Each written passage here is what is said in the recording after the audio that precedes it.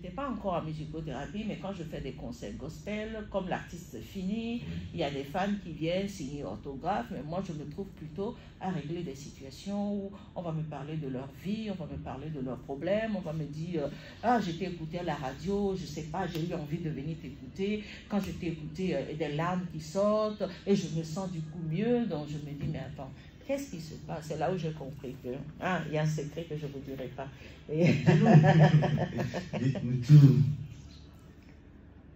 Ce n'est plus moi qui chante, alléluia, c'est le Christ qui vit en moi, en moi, en moi. C'est lui qui chante en moi. Ce n'est plus moi qui chante, alléluia, c'est le Christ qui chante en moi. Oui, parce que Dieu promène son regard et il cherche qui envoyer. Dans chaque domaine, Dieu est le créateur du ciel et de la terre. Il a créé toutes choses. Dieu n'a-t-il pas créé des artistes? Et pourquoi il n'utiliserait pas la voix d'un artiste pour soulager quelqu'un, pour guérir quelqu'un? Pourquoi quand j'écoute une musique, là, ça m'apaise? Pourquoi il y a des voix, quand j'entends ces voix-là, j'ai envie de boucher les oreilles? Pourquoi il y a des voix qui nous portent, qui nous bercent? Pourquoi quand je suis dans une situation terrible de douleur ou de tristesse, pourquoi quand j'écoute telle voix, tel artiste, telle musique, pourquoi ça m'apporte un soulagement? Pourquoi ça me console? Voilà, je pense que je fais partie des gens comme ça que le Seigneur a envoyé pour soulager. Disons merci pour votre vie. Disons vraiment merci pour votre vie. Hein? Amen, amen. Voilà. C'est pour ça qu'il y a certains types de choses que je ne peux pas chanter. Ah oui. Et il y a des mots que je fais attention pour ne pas sortir de ma bouche, parce que quand on est oint, ma bouche doit être ointe aussi, mes paroles doivent être ointes aussi. La sainteté, ce n'est pas de marcher pieusement, non, la sainteté c'est tout. Mes yeux doivent être saints parce que je dois éviter de voir là où je dois pas regarder. Quand j'ai passé toute la nuit à regarder des films, par exemple pornographiques ou autres, je suis sainte mais mes yeux sont pas saints. Quand mes oreilles vont écouter des choses qui vont me déstabiliser plutôt, je suis sainte mais mes oreilles ne sont pas sanctifiées. Donc nous devons sanctifier tous nos membres jusqu'aux cheveux. Le Seigneur a dit, je connais le nombre de cheveux qu'il y a sur ta tête.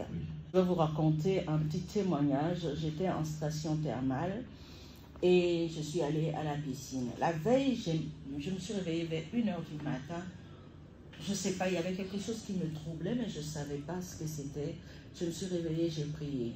Le matin, je suis allée à la piscine. J'étais dans la piscine, mais il y avait quelque chose qui me troublait. Je rentre à l'appartement, je prends ma douche et au moment où j'allais sortir, j'ai mon fils aîné, Béni, qui m'appelle.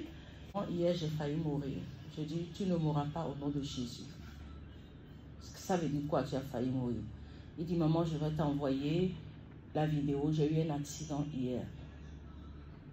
Et à la même heure où je me suis réveillée et j'étais troublée, c'est à cette heure-là que mon fils avait l'accident.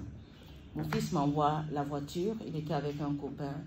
Je ne sais pas de quelle manière on a pu les sortir de cette voiture sans égratignure, sans rien. La voiture a fini à la fourrière. Et quand j'ai vu ça, bon, bien sûr, je l'ai consolé, mais quand j'ai raccroché avec mon fils, je suis tombée sur mes genoux, je voulais prier. Je ne savais pas prier. Je n'avais plus des mots. Je n'ai pas décidé de pleurer, mais j'avais que des larmes qui sortaient. Je dis, Seigneur, tu connais mes enfants. Tu me connais. Tu connais mes enfants. Tu l'as sorti de là. J'ai entendu mon cœur qui m'a parlé, dit, je connais même le nombre de cheveux qu'il y a sur ta tête. Je connais même le nombre de cheveux qu'il y a sur ta tête. J'ai pleuré parce que telle que la voiture était, my God. Et à un moment donné, je suis allée prendre ma Bible. Dieu parle, Dieu fait des choses toujours avec sa parole. Je prends la Bible, j'ai dit Seigneur, donne-moi une parole. Quand j'ouvre, je suis tombée sur le passage, je connais le nombre de cheveux qui a sur ta tête. Vous savez, c'est ce jour-là que j'ai enlevé mes tissages. Je dis, si le Seigneur connaît le nombre de cheveux qu'il y a sur ma tête, moi je rajoute d'autres cheveux. Quand je me suis lavée, j'ai pris ma perruque et tout ça là, je l'ai mis, je l'ai enlevé. Depuis ce jour, je n'arrive plus à porter ni perruque, ni tissage. Et je me dis, Seigneur, tu connais le nombre de cheveux qu'il y a sur ma tête.